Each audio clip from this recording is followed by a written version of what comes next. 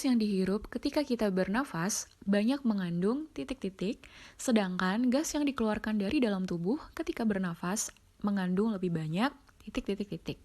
Nah, untuk mengetahui apa kira-kira gas yang lebih banyak kita hirup dan kita buang, kita akan pelajari terlebih dahulu mengenai sistem pernafasan, bagian-bagian sistem pernafasan, serta proses bernafas.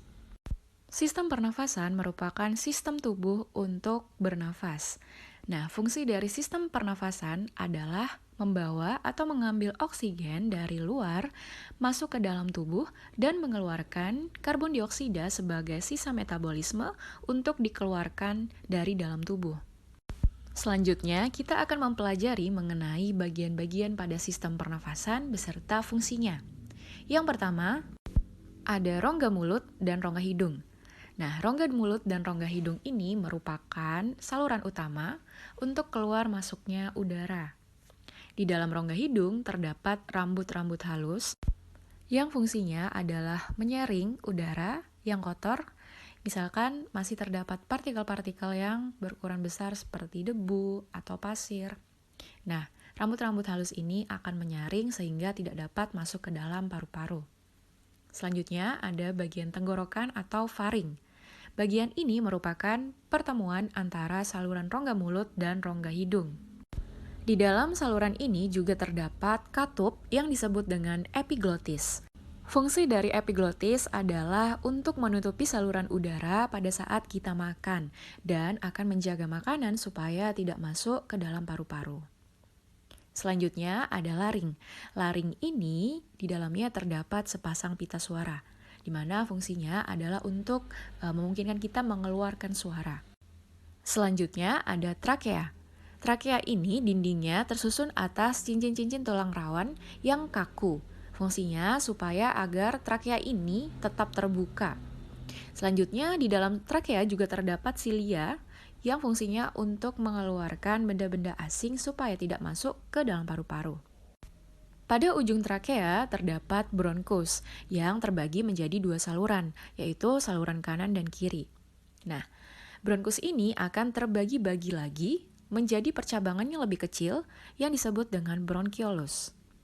Di ujung bronkiolus akan terdapat kantung-kantung udara yang berbentuk seperti gelembung, yaitu dinamakan dengan alveolus.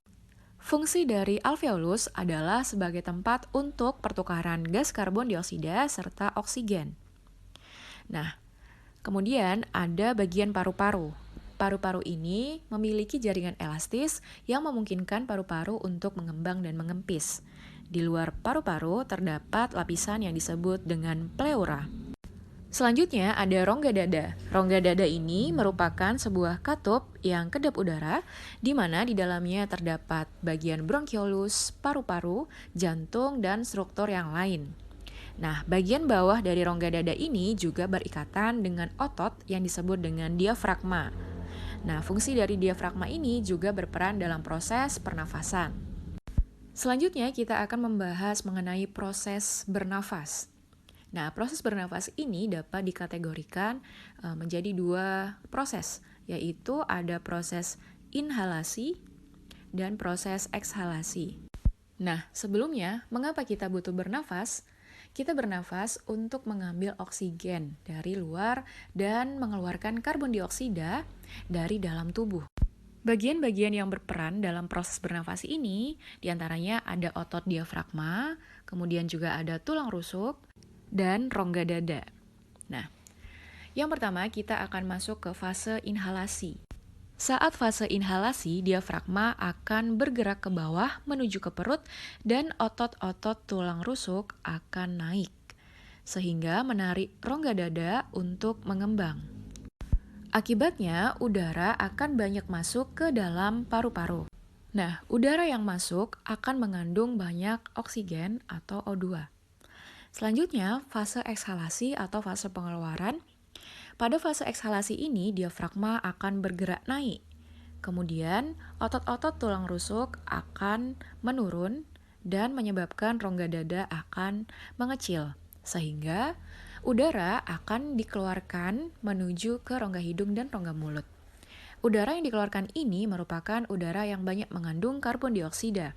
Karbon dioksida ini diperoleh di dalam tubuh pada proses metabolisme. Jadi, karbon dioksida ini merupakan sisa-sisa dari hasil metabolisme tubuh. Sehingga pada soal bisa dikatakan bahwa gas yang dihirup ketika bernafas akan banyak mengandung oksigen, sedangkan gas yang dikeluarkan dari dalam tubuh ketika bernafas akan banyak mengandung karbon dioksida.